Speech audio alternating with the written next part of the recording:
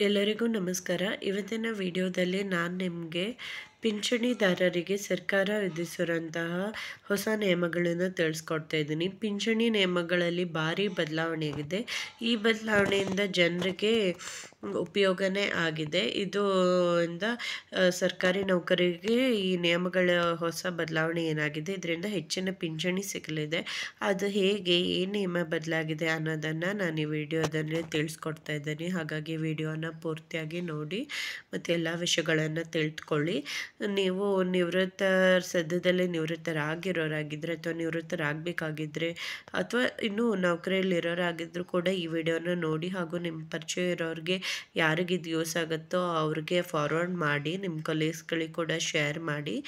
ಮತ್ತು ನೀವೇನಾದರೂ ನನ್ನ ಚಾನಲನ್ನು ಫಸ್ಟ್ ಟೈಮ್ ನೋಡೋರಾಗಿದ್ದರೆ, ನಾನು ರೆಗ್ಯುಲರ್ ಆಗಿ ನನ್ನ ಚಾನಲ್ನಲ್ಲಿ ಗೌರ್ಮೆಂಟ್ ಎಂಪ್ಲಾಯೀಸ್ ಹಾಗೂ ಪೆನ್ಷನರ್ಸ್ ರಿಲೇಟೆಡ್ ಏನೇ ಅಪ್ಡೇಟ್ ಇದ್ರೂ ಅಪ್ಲೋಡ್ ಮಾಡ್ತಾ ಇರ್ತೀನಿ. ರೆಗ್ಯುಲರಾಗಿ ನಾನು ವೀಡಿಯೋಸನ್ನು ಅಪ್ಲೋಡ್ ಮಾಡ್ತೀನಿ. ಹಾಗಾಗಿ ನೀವು ನನ್ನ ಚಾನಲ್ಗೆ ಉಚಿತವಾಗಿ ಸಬ್ಸ್ಕ್ರೈಬ್ ಮಾಡ್ಕೊಳ್ಬೋದು. ಇದಕ್ಕೆ ಯಾವುದೇ ರೀತಿಯ ಚಾರ್ಜಸ್ ಇರೋದಿಲ್ಲ, ಹಾಗೂ ಎಲ್ಲ ಇನ್ಫಾರ್ಮೇಷನ್ಗಳನ್ನು ತಿಳಿದುಕೊಳ್ಬೋದು.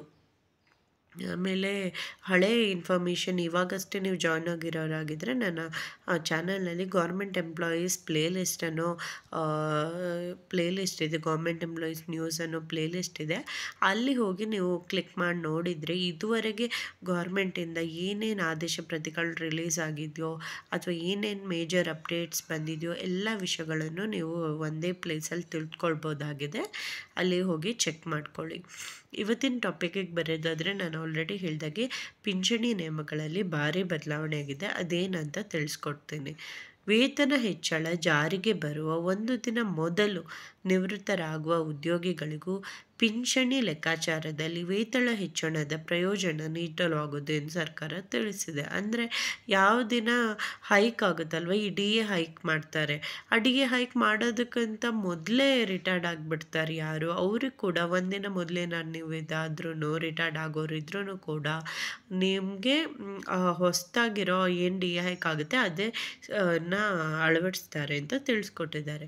ಜೂನ್ 30 ಅಥವಾ ಡಿಸೆಂಬರ್ 31ರಂದು ನಿವೃತ್ತರಾಗುವ ಉದ್ಯೋಗಿಗಳು ಈಗ ನ್ಯಾಷನಲ್ ಇನ್ಕ್ರಿಮೆಂಟ್ ಪಾಲಿಸಿ ಪ್ರಯೋಜನವನ್ನು ಪಡೆಯುತ್ತಾರೆ. ಅಂದರೆ ನೀವು ಫಾರ್ ಎಕ್ಸಾಂಪಲ್ ಹೆಚ್ಚಿನವ್ರದ್ದು ಇಯರ್ ಎಂಡ್ ಆಗ್ತದೆ, ಅಂದರೆ ಡಿಸೆಂಬರ್ 31ಗೆ ರಿಟೈರ್ಡ್ ಆಗೋರು ಇರ್ತಾರೆ ಅಥವಾ ಜೂನ್ 30ಗೆ ಯಾರು ರಿಟೈರ್ಡ್ ಆಗ್ತಾರೋ ಅವ್ರಿಗೆ ಕೂಡ ನೆಕ್ಸ್ಟ್ ಇಯರ್ ಅಂದರೆ ಜನವರಿ 1ರಿಂದ ಏನೋ ಅಥವಾ ಜುಲೈ 1ರಿಂದ ಏನು ನಿಮಗೆ ಡಿ ಎ ಹೈಕ್ ಆಗುತ್ತೆ, ಆ ಡಿ ಎ ಹೈಕ್ ಪ್ರಕಾರನೇ ಪೆನ್ಷನ್ ಸಿಗಲಿದೆ ಅಂತ ತಿಳಿಸ್ಕೊಟ್ಟಿದ್ದಾರೆ.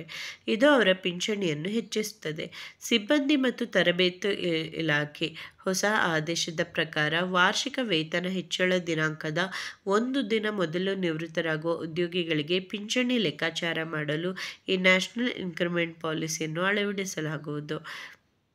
7ನೇ ವೇತನ ಆಯೋಗದ ಶಿಫಾರಸುಗಳ ಪ್ರಕಾರ ತುಟ್ಟಿ ಭತ್ಯೆಯನ್ನು ಜನವರಿ 1 ಮತ್ತು ಜುಲೈ 1ರಿಂದ ವರ್ಷಕ್ಕೆ 2 ಬಾರಿ ವೇತನ ಹೆಚ್ಚಳ ಮಾಡಲಾಗುತ್ತದೆ.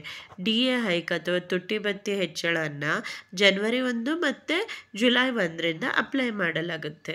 ಈ ಹೆಚ್ಚಳವನ್ನು ಮಾರ್ಚ್ ಮತ್ತು ಅಕ್ಟೋಬರ್ ಅಥವಾ ನವೆಂಬರ್ ತಿಂಗಳಲ್ಲಿ ಘೋಷಣೆ ಮಾಡಲಾಗುತ್ತೆ.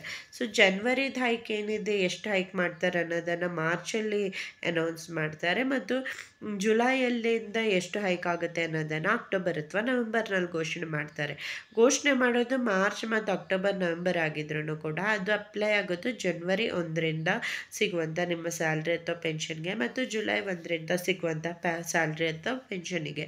ಆದರೆ ಹಲವಾರು ಜನ ಏನಾಗ್ತಿತ್ತು ಅಂದರೆ ಡಿಸೆಂಬರ್ 31 ಅಥವಾ ಜೂನ್ 30ಕ್ಕೆ ರಿಟೈರ್ಡ್ ಆಗಿಬಿಡ್ತಿದ್ರು. ಅವರಿಗೆ ಜನವರಿ 1ರಿಂದ ಏನು ಹೈಕ್ ಅಥವಾ ಜುಲೈ 1ರಿಂದ ಏನು ಹೈಕ್ ಇರುತ್ತೋ ಅದು ಸಿಗ್ತಿರ್ಲಿಲ್ಲ. ಇದರಿಂದ ಪೆನ್ಷನ್ ತುಂಬಾ ಕಡಿಮೆ ಬರ್ತಿತ್ತು. ಇದನ್ನು ಸರಿಪಡಿಸ್ಲಿಕ್ಕೋಸ್ಕರ ಒಂದಿನ ಮೊದಲು ನೀವು ರಿಟೈರ್ಡ್ ಆಗೋರಾಗಿದ್ರೂ ಕೂಡ ನಿಮಗೆ ಅಪ್ಡೇಟೆಡ್ ಅಥವಾ ಜಾಸ್ತಿ ಆಗಿರುವಂತಹ ಡಿ ಎನ್ನೇ ಅಪ್ಲೈ ಮಾಡ್ತಾರೆ ಅಂತ ತಿಳಿಸ್ಕೊಟ್ಟಿದ್ದಾರೆ. DOPTಯ ಹೊಸ ಆದೇಶದ ಪ್ರಕಾರ ಒಬ್ಬ ಉದ್ಯೋಗಿ ನಿವೃತ್ತಿಯಾದರೆ ಜೂನ್ 30 ಅಥವಾ ಡಿಸೆಂಬರ್ 31ರಂದು ನಿವೃತ್ತಿಯಾದರೆ, ಅಂದರೆ ನೌಕರರು ವರ್ಷದ ವೇತನ ಹೆಚ್ಚಳ ದಿನಾಂಕವಾದ ಜುಲೈ 1 ಅಥವಾ ಜನವರಿ 1ಕ್ಕೆ ಒಂದು ದಿನ ಮೊದಲು ನಿವೃತ್ತರಾದರೆ ಇನ್ನು ಮುಂದೆ ಯಾವುದೇ ನಷ್ಟವನ್ನು ಎದುರಿಸಬೇಕಾಗಿಲ್ಲ. ವೇತನ ಹೆಚ್ಚಳ ಜಾರಿಗೆ ಬರುವ ಒಂದು ದಿನ ಮೊದಲು ನಿವೃತ್ತರಾಗುವ ಉದ್ಯೋಗಿಗಳಿಗೂ ಪಿಂಚಣಿ ಲೆಕ್ಕಾಚಾರದಲ್ಲಿ ವೇತನ ಹೆಚ್ಚಳದ ಪ್ರಯೋಜನ ನೀಡಲಾಗುವುದು ಎಂದು ಸರ್ಕಾರ ಸ್ಪಷ್ಟಪಡಿಸಿದೆ. ಇದು ನಾನೇನು ವರದಿ ಸರ್ಕಾರ ರಿಲೀಸ್ ಮಾಡಿದೆ ಅಲ್ವಾ, ಅದನ್ನೇ ನಾನು ಟೈಪ್ ಮಾಡಿಟ್ಕೊಂಡು ನಿಮಗೆ ತೋರಿಸ್ತಾ ಇದ್ದೀನಿ. ಹಾಗಾಗಿ ಇದು ವ್ಯಾಲಿಡ್ ಇನ್ಫಾರ್ಮೇಷನ್ ಆಗಿರುತ್ತೆ. ಈ ವರದಿಗಳು ಸರ್ಕಾರದಿಂದನೇ ಬಿಡುಗಡೆ ಮಾಡಿರುವಂಥ ವರದಿಯಾಗಿರುತ್ತೆ. ಅದಕ್ಕೋಸ್ಕರನೇ ನಾನು ಅದೇ ವರ್ಡ್ಸಲ್ಲಿ ಟೈಪ್ ಮಾಡಿಟ್ಕೊಂಡು ನಿಮಗೆ ತಿಳಿಸ್ಕೊಡ್ತಾ ಇದ್ದೀನಿ. ಸರ್ಕಾರಿ ಡಾಕ್ಯುಮೆಂಟ್ ಇರೋದ್ರಿಂದ ಕೆಲವುದನ್ನು ಡಾಕ್ಯುಮೆಂಟನ್ನೇ ಡೈರೆಕ್ಟಾಗಿ ತೋರಿಸೋದಕ್ಕೆ ಪರ್ಮಿಷನ್ಸ್ ಇರೋದಿಲ್ಲ. ಅದರಲ್ಲಿ ಏನಿರೋ ವರದಿ ಇರೋದನ್ನು ಜಿಸ್ಟನ್ನು ತೆಗೆದು ನಾನಿಲ್ಲಿ ಟೈಪ್ ಮಾಡಿಟ್ಕೊಂಡು ನಿಮಗೆ ತೋರಿಸ್ತಾ ಇದ್ದೀನಿ. ಏನಾದರೂ ಪಾಯಿಂಟ್ಸ್ ಯಾವುದಾದ್ರೂ ಅರ್ಥ ಆಗಿಲ್ಲ ಅಂದರೆ ನೀವು ಕಮೆಂಟ್ ಮಾಡಿ ತಿಳಿಸಿ, ನಾನು ಆನ್ಸರ್ ಮಾಡ್ತೀನಿ. ಅಥವಾ ನೀವು ವಿಡಿಯೋನ ಪಾಸ್ ಮಾಡ್ಕೊಂಡು ಕೂಡ ನೋಡ್ಬೋದಾಗಿದೆ. ಹಣಕಾಸು ಸಚಿವಾಲಯ ಮತ್ತು ಕಾನೂನು ಸಚಿವಾಲಯದೊಂದಿಗೆ ಸಮಾಲೋಚಿಸಿದ ನಂತರ DOPT ಈ ನಿರ್ಧಾರವನ್ನು ತೆಗೆದುಕೊಂಡಿದೆ. ಹೊಸ ಆದೇಶದ ಪ್ರಕಾರ ಈ ಪ್ರಯೋಜನವು ಸಂಪೂರ್ಣ ಮತ್ತು ತೃಪ್ತಿಕರ ಸೇವೆಯನ್ನು ಹೊಂದಿರುವ ಉದ್ಯೋಗಿಗಳಿಗೆ ಮಾತ್ರ ಲಭ್ಯವಿರುತ್ತದೆ.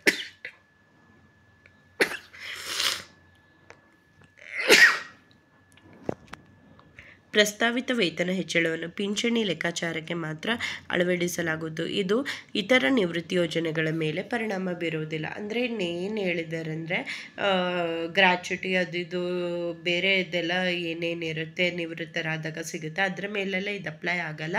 ಬರೀ ಪೆನ್ಷನ್ ಕ್ಯಾಲ್ಕುಲೇಷನಿಗೆ ಮಾತ್ರ ಈ ಹೊಸ DA ಹೈಕ್ ಅಥವಾ ಈ ಹೊಸ ನಿಯಮವನ್ನು ಅಪ್ಲೈ ಮಾಡ್ತಾರೆ. ಅದರಲ್ಲೂ ಇದು ಯಾರಿಗೂ ಅಂದರೆ ಯಾರು ಡಿಸೆಂಬರ್ 31 ಅಥವಾ ಜೂನ್ 30ಕ್ಕೆ ಯಾರ್ಯಾರು ರಿಟೈರ್ಡ್ ಆಗ್ತಿರೋ ಅವರಿಗೆ ಇದು ಹೆಲ್ಪ್ ಆಗುತ್ತೆ. ಹಲವಾರು ಜನ ಇದ್ದಾರೆ ಈ ಥರ ನಮಗೆ ಜೂನ್ 30 ಡಿಸೆಂಬರ್ 31ಕ್ಕೆ ನಾವು ರಿಟೈರ್ಡ್ ಆಗ್ತಿದ್ವಿ, ಜಾಸ್ತಿ ಹೈಕ್ ಸಿಕ್ಕಿಲ್ಲ ಅಂತ ಹಲವಾರು ಜನ ಕಂಪ್ಲೇಂಟ್ಗಳನ್ನು ಸಬ್ಮಿಟ್ ಮಾಡಿದ ಮೇಲೆ ಅದನ್ನು ಅವಲೋಕಿಸಿ ಹಣಕಾಸು ಸಚಿವಾಲಯದೊಟ್ಟಿಗೆ ಡಿಸ್ಕಷನ್ಸ್ ಮಾಡಿ ಸರ್ಕಾರ ಈ ನಿರ್ಧಾರವನ್ನು ತೆಗೆದುಕೊಂಡಿದೆ. ಇದರಿಂದ ಹಲವಾರು ಜನಕ್ಕೆ ಉಪಯೋಗ ಆಗಲಿದೆ. ಏನಂದರೆ DA ಹೈಕ್ ಆದ ತಕ್ಷಣ ನಿಮಗೆ ನಿಮ್ಮ ಪೆನ್ಷನ್ ಕೂಡ ಜಾಸ್ತಿ ಆಗುತ್ತೆ. ಈ ಇನ್ಫಾರ್ಮೇಷನ್ ನಾನು ಆಲ್ರೆಡಿ ಹೇಳಿದಾಗೆ ಇದು ಬರೀ ಪೆನ್ಷನ್ ಕ್ಯಾಲ್ಕುಲೇಷನ್ಗೆ ಅಪ್ಲೈ ಆಗುತ್ತೆ. ನಿಮ್ಮ ಬೇರೆ ನಿವೃತ್ತರಾದಾಗ ಬೇರೆ ಸಿಗುವಂಥ ಪ್ರಯೋಜನಗಳ ಮೇಲೆ ಈ ಹೊಸ ಡೇಟ್ಸ್ ಅಪ್ಲೈ ಆಗೋದಿಲ್ಲ. ಬರೀ ಪೆನ್ಷನ್ ಕ್ಯಾಲ್ಕುಲೇಷನಿಗೆ ಮಾತ್ರ ಇದು ಅಪ್ಲೈ ಆಗುತ್ತೆ. ಸೊ ಇದು ಸದ್ಯಕ್ಕೆ ಪೆನ್ಷನರ್ಸ್ ಬಗ್ಗೆ ಬಂದಿರುವಂತಹ ಆದೇಶ ಪ್ರತಿ. ಹಲವಾರು ಜನ ಕೇಳ್ತಾ ಇದ್ದರು ಇನ್ನೂ ನಮಗೆ ಅಪ್ಡೇಟೆಡ್ ಪೆನ್ಷನ್ ಬಂದಿಲ್ಲ ಅಂತ. ಸೊ ಅದನ್ನು ನಿಮ್ಮ ಡಿಪಾರ್ಟ್ಮೆಂಟ್ಗಳಲ್ಲಿ ಹೋಗಿ ಚೆಕ್ ಮಾಡ್ಕೊಳ್ಬೇಕಾಗುತ್ತೆ. ಯಾಕಂದರೆ ಪ್ರತಿಯೊಂದು ಡಿಪಾರ್ಟ್ಮೆಂಟ್ಗಳಲ್ಲೂ ಅದರದ್ದೇ ಆದ ಟೈಮಲ್ಲಿ ಅಪ್ಡೇಟೆಡ್ ಪೆನ್ಷನನ್ನು ಕೊಡ್ತಾರೆ. ಏನೇ ಆಗಿದ್ರೂ ಕೂಡ 7ನೇ ವೇತನ ಆಯೋಗ ಲಾಸ್ಟ್ ಇಯರ್ ಆಗಸ್ಟಲ್ಲಿ ಜಾರಿಯಾಗಿರೋದ್ರಿಂದ ನಿಮಗೆ ಎಷ್ಟು ತಡವಾಗಿ ಬಂದ್ರೂ ಕೂಡ ಆ ಬಾಕಿ ಇರೋ ಅಷ್ಟು ಪೆನ್ಷನನ್ನು ಏನು ಹೆಚ್ಚಳ ಕೊಡಬೇಕಿರುತ್ತೋ ಅದನ್ನು ಕೊಡಲೇಬೇಕಾಗುತ್ತೆ. ಹಾಗಾಗಿ ವರಿ ಮಾಡ್ಕೊಳ್ಳೋ ಅವಶ್ಯಕತೆ ಇರೋದಿಲ್ಲ. ಡಿಲೇ ಆಗ್ಬೋದಷ್ಟೇ, ಆದರೆ ಬಾಕಿ ಇರೋದಷ್ಟನ್ನು ಕೊಡಲೇಬೇಕಾಗುತ್ತೆ. ಇನ್ನು ಮತ್ತೆ ಹಲವಾರು ಜನ 70 ವರ್ಷ ಮೇಲಿನವರಿಗೆ 10% ಎಕ್ಸ್ಟ್ರಾ ಆದೇಶದ ಬಗ್ಗೆ ಕೇಳ್ತಿದ್ರೆ ಅದರ ಬಗೆಗಿನ ಆದೇಶ ಪ್ರತಿ ಇನ್ನೂ ಬಿಡುಗಡೆ ಆಗಿಲ್ಲ. ಧನ್ಯವಾದಗಳು.